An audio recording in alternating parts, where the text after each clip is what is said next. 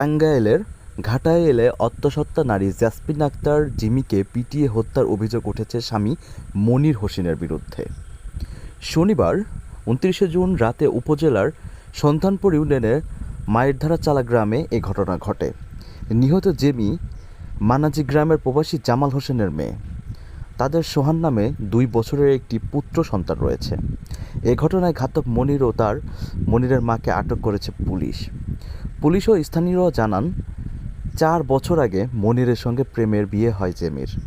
কিছুদিন যেতে না যেতেই স্বামী স্ত্রীর মধ্যে পারিবারিক কলহ শুরু হয়।